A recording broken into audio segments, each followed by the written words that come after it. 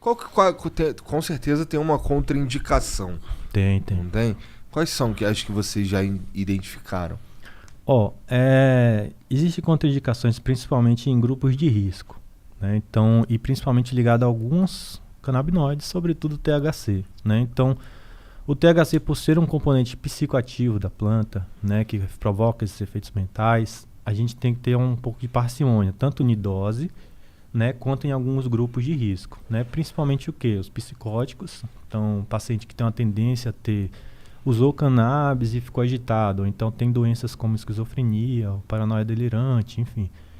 Ele não é indicado que ele use o THC, porém ele pode usar o CBD, né? Então, por exemplo, gestantes também. É muito controverso ainda, tem muito pouca literatura para poder afirmar que é seguro o uso em gestante, né? Então, para a gente usar qualquer coisa em gestante e em criança, a gente precisa ter um respaldo de que realmente a coisa é segura. Então, gestante e criança você vai usar se realmente o benefício for muito superior ao possível risco, né? E que é rotineiro de acontecer. Então, eu tenho um caso de gestantes que usam, de crianças, diversos casos que usam, entendeu? Mas não é geralmente a primeira opção que você vai tentar. Você vai tentar outras opções. Mas aí na criança eu imagino que seja o sem THC. Exato. Na criança, não é nem que é sem THC. Esse estudo, por exemplo, que eu citei no nosso, a gente vai usar THC, vai usar em criança, só que a dose é muito baixa, entendeu? A dose é muito pequena. Aliás, esse lance da dose é muito importante, né? Porque a ideia de dar cannabis de forma médica não é de forma nenhuma deixar o paciente chapado, é muito longe disso, né? Na verdade, se você está tendo efeitos mentais, né, parecidos com o uso recreativo, é porque a dose provavelmente está errada. A gente tem que reduzir a dose. Então a dose, ela é, na verdade, a menor dose eficaz possível, né? Então você vai tentar trabalhar sempre com a dose que esteja funcionando, mas que não provoque nenhum tipo de efeito colateral. Então, nas crianças, né, só para finalizar o lance do grupo de risco, você vai pensar 2 vezes, né, realmente preciso, já tentei outras coisas, qual é o tipo de canabinoide que eu vou utilizar, na gestante a mesma coisa, nos psicóticos a mesma coisa. Tirando daí, cara, é muito difícil você ter problema com cannabis, né, porque, assim, você até pode ter um efeito colateral, o vovô ficar um pouco esquecido, dependendo da dose.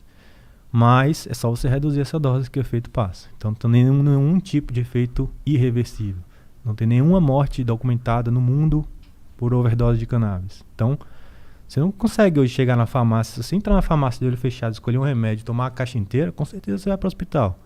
Isso não acontece com cannabis, entendeu? Então isso é muito, muito, muito relevante. Todo medicamento ele é pautado em eficácia e segurança. A segurança da cannabis é muito grande e a eficácia também é muito grande. Então é um medicamento que é um potencial enorme.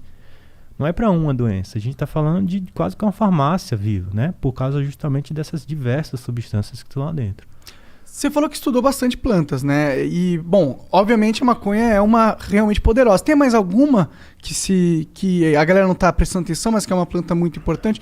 Eu sei que uma vez eu estudei sobre uma chamada Kraton, que é uma planta acho que é da Indonésia, cara. Que é um negócio que eles usavam para os escravos lá, para eles ficarem mais tranquilos. Eu tomei, inclusive, não gostei muito. Mas é um negócio que te dá uma aliviada na ansiedade, assim, pra ser sincero. Mas é muito nojento, dá vontade de vomitar. Sim. Cara, existem diversas plantas. Na verdade, assim, se você for na literatura lá chinesa, que a gente começou aqui falando, desde 1500, ele já tem um catálogo com mais de 1000 plantas com propriedades medicinais, né? Se a gente for para Indiana é a mesma coisa, para Egito é a mesma coisa. Agora, quando a gente vem para o Brasil, a lista de plantas medicinais, né, autorizadas pelo SUS são 71, cara. Então isso é congruente, entendeu? O Brasil tem a maior biodiversidade do mundo. Amazônia, caralho, era pra ter, só lá tem 3.000 plantas medicinais. O potencial é medicinais. enorme. A gente não está explorando nem perto de 1% do nosso potencial de medicamentos, de plantas. E o que é que a gente está fazendo? Destruindo a nossa reserva, destruindo a nossa floresta, destruindo o índio, que é o que entende da planta, que é o que vai passar pra gente qual é a planta que funciona, em quê. Né? Porque se você for pegar todas as plantas e testar em todas as doenças, imagine o tempo que isso vai levar, né? Mas se você tem ali um cara que sabe que essa planta mais essa dá um resultado bom, você já vai lá e pega as duas e você já testa nesse resultado. E ainda dá um royalty pro índio pra ele ganhar uma grana. Exato, nada mais justo, né? Mas, enfim, a realidade que a gente tem hoje é essa, né? Que não existe um incentivo para a produção de medicamentos naturais. Existe um incentivo para a produção de medicamentos patenteados, de medicamentos que eu consigo produzir em massa, que eu consigo ter royalties. Enfim, então um produto natural eu não tenho direito sobre ele. Quanto que você estima que daria para ganhar por ano o Brasil se a gente tivesse uma indústria de medicamentos que aproveitasse a Amazônia, assim? Porra, cara, infinito. Não consigo te dar essa conta, mas bilhões com certeza e bilhões passa do bilhão, com certeza. E o que falta pra gente começar a explorar essa biodiversidade cientificamente, assim? Não explorar de derrubar, mas chegar lá na Amazônia e coletar um monte de coisa, pesquisar com os índios. Por que a gente não tá fazendo isso? Quem que faria esse trabalho? Patrocínio, por que ele não tá sendo feito? Cara? Patrocínio. Então, o ensaio clínico, a pesquisa clínica, ele depende de patrocínio. Ele não é uma coisa barata e ele é uma coisa longa. Né? Então, geralmente o investimento de quem é que tem dinheiro para poder investir em várias fases de pesquisa e concluir ela até o final? A indústria farmacêutica. E elas não estão interessadas na Amazônia? É possível? A indústria farmacêutica não tem interesse de pesquisar um produto natural porque no final ela não vai ser dona desse produto. Né? Ela vai provar que uma coisa funciona, mas não é ela dona. Qualquer pessoa pode ter essa coisa. Então, acaba que é um erro, na verdade, da metodologia da pesquisa, né? Da forma do patrocínio da pesquisa. Então, esse patrocínio, geralmente, ele tem que vir do governo e não das instituições. Né? E o governo, ele não... Pelo menos esse governo parece não estar muito preocupado com isso. Sim, eu fiquei sabendo que ele faz manobras, inclusive, para impedir que sejam aprovados os passos para a liberação da maconha medicinal, né? Tipo, esvaziar o Congresso, fazer, sabe, essas manobrinhas para não votar o negócio. Estão fazendo, fiquei sabendo. Conseguiu passar, né? Passou agora. Conseguiu, mas um voto o governo só, tentou errar, tentou foder. Mas ainda não passou no Senado. Então, é uma lei, o PL 499, que está tentando regulamentar. Que vai melhorar o quê? Ela vai tentar regulamentar o plantio, o cultivo aqui no Brasil. Porque o Brasil ele tem potencial para ser a melhor maconha, a melhor cannabis do mundo. Entendeu? Ser exportador e não consumidor de produto final caríssimo.